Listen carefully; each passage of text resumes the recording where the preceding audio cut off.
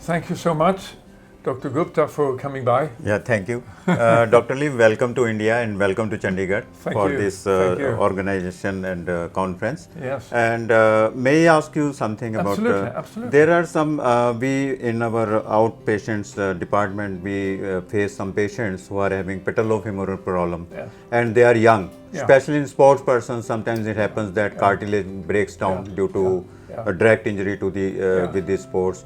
So what is the management in these patients? Well, I mean, for starters, you need to assess them, and I mean, we are using MRI. Yeah. But in the cases that you mentioned, I would probably, you need an arthroscope too to have a look at. Okay. A diagnostic arthroscope. Yeah. That is not popular in my country. Yeah. But sometimes you have to do it to get it set. These young people, I would say that for many years we've been selling at Episurf an implant for the cartilage injury, for the hole in the cartilage. Okay. And that hole, I think that hole comes on the convex side of the knee. Okay, yeah. Because in the tibia, the concave side, they break. You have tibial plateau fractures. Yeah. But the trauma that young people get during sports hits the cartilage. And of course, you have the traumatic chondromalacia, for example, when they fall on their patella joint or the patella. And I would say in those cases, very often we found that they have an isolated hole in the cartilage in the femur, but the patella doesn't look so bad. Okay. So then we have had for more than 10 years now an implant, and they look like this, for example, that fit onto the hole in the cartilage. And we have excellent results with that. And of course, so this is now the implant that we put in the femur. So this will rub with the remaining articular surface? Yes. So yes, precisely. We put this in with great precision that I will show you, so that it sits somewhat recessed below the surrounding cartilage. Okay. Right. And then the opposing cartilage is fine. Our experience is that the cartilage in the patella will articulate against that. And we have probably hundreds of patients with holes in the trochlea. Okay. That we've treated this way. And that works well for many years. For many years. May I ask one question? Will the cartilage overgrow on this plant or no?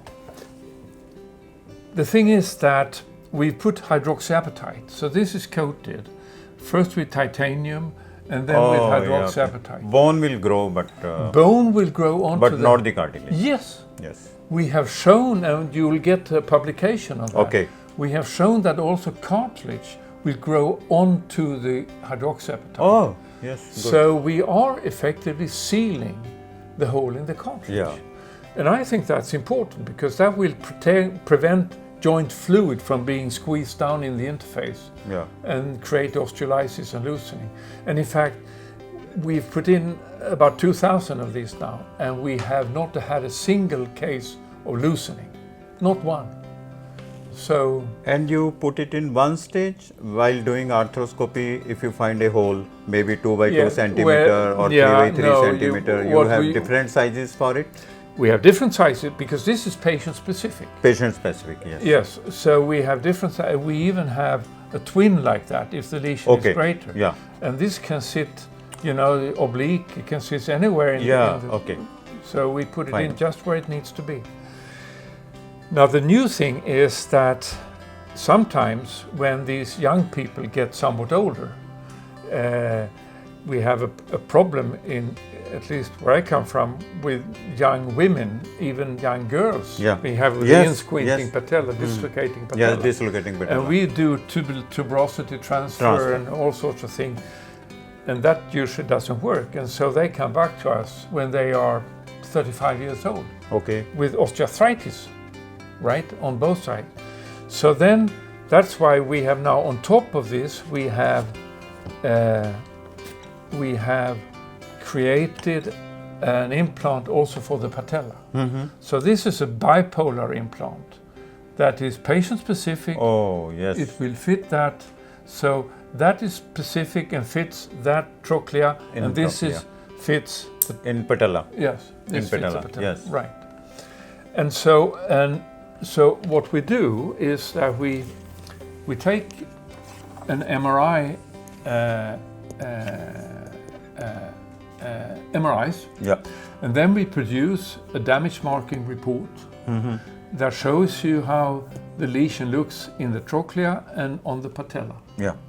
And then together with the damage marking DMR, damage marking report, we show you some relevant, or we add to the report some relevant MRIs, showing how a suggested implant or two suggested implants would look. This is their projection in that particular slice. And then we send that to you. So if you do an arthroscopy and you see an osteoarthritic joint, you would have to retract the scope, get a new MRI with some special sequences. That it's not, you don't have to rebuild the machine. You don't need any new software. You need only special sequences. You twist some settings in the machine and you lock that, and so that becomes an episurf sequence. And then you send that to us over the net, and we provide you with a damage marking report after some days. And then we suggest the positioning of the implants, and then we discuss that with you. And you can say, okay, that's good. Or you can say, no, I would like to have it sitting this or that way instead. And then we communicate, and then until you're happy, and then we say, okay, fine. And then it takes 4 weeks for you to get a set of instruments. So we send sterile instrumentation like this and the implant, and there you go. And so on top of the implant, we do these patient-specific guides, because it's very important that they sit exactly correct. And so you pin that down using K-wires like this, chop, chop, chop. Then it sits very tight. And then, for example, if you think you need a twin like this, so this is a twin, and this comes with an insert that you can twist around. And then you drill, first using a drill guide that you put in like this. And then you have a drill that comes with the instrument to make a central hole, just not very deep, central hole. And then you take that away and you put in our adjustment socket. And this will allow you to drill. You put this first at number 0 up here, like that. And then you drill down, and then by turning this incrementally, you increase the drill depth by 0.2 millimeters. And then you check with the dummy here that you get this and you put that into the hole.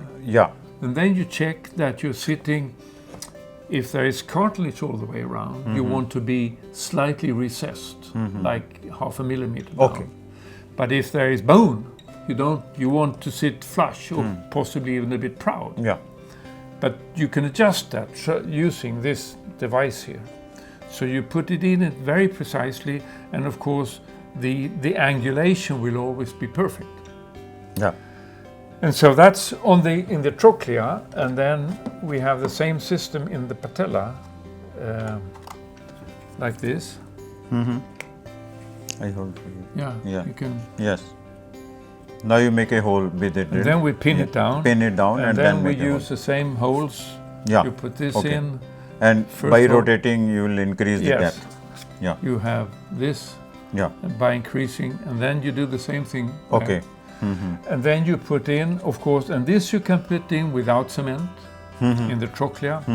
This you use cement. This is made of, this is high molecular weight polyethylene, HMP, cross-linked, vitamin A, doped, state of the art. Right.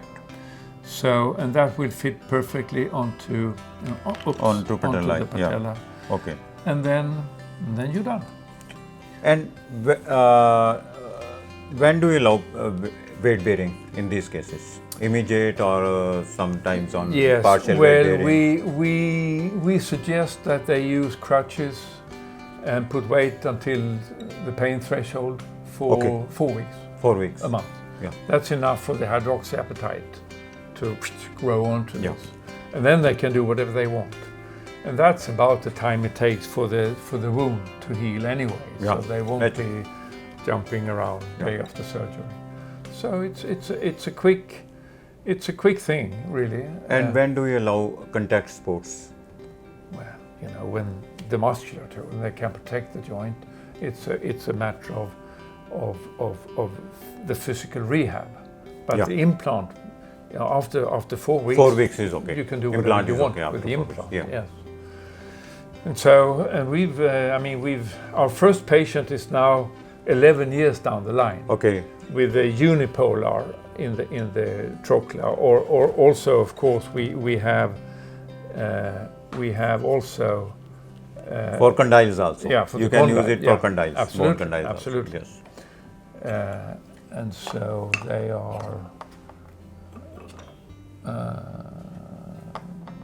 They're supposed to be a trochlea. No, Disha took it downstairs. Can we use it for tibial condyles also? No. No. This is for femoral this condyle. Is only for this is only for femur in the only knee. For femur and again, patella. Yes, again because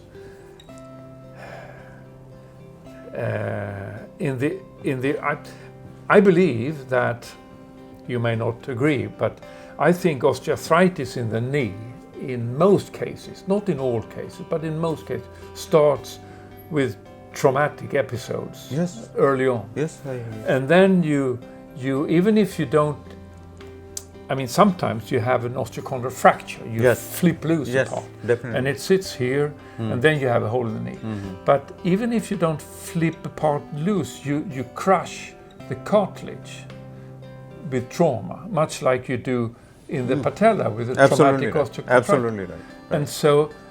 And that sets in motion enzymatic processes in the matrix that break down the cartilage.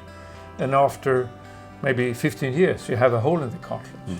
And that hole grows, expands. They call it potholing, pothole in a road.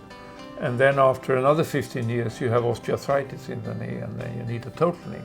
But if you can put an implant like this, 15 years before you need a total knee. Maybe he will not develop arthritis or develop quite late. I cannot claim that. That's but I can suggest it. Yes, definitely. Yes. So, and I find that exciting because we actually have a publication showing that the kinematic in the knee is normal because we replace the joint surface in a perfect way. Yes. So of course the kinematics is normal, and they have a very good functioning of the knee, these patients, and they have the scores is very nice. We use the 𝗬𝗎 knee osteoarthritis outcome score. Is there any age limit whether you can do this procedure, or you will advise total knee replacement? Suppose patient is of 60 years, 65 years. Well, and only having this lesion.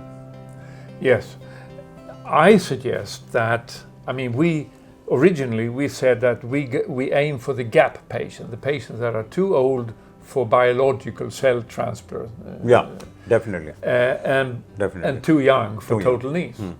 But then we have patients being 70 years old. Oh yes, that's what. And if they have a lesion that looks with an opposing cartilage, that's fine. They can have. It's a small operation. Because it's a small surgery as compared to total knee replacement, and complications are very less about this. Yes. So it's a very good idea. I think that's going to be good. So there you are. Unfortunately, we don't have any follow-up on these cases because it was put on the market just recently. Okay. So I can't give you any data on the bipolar stuff.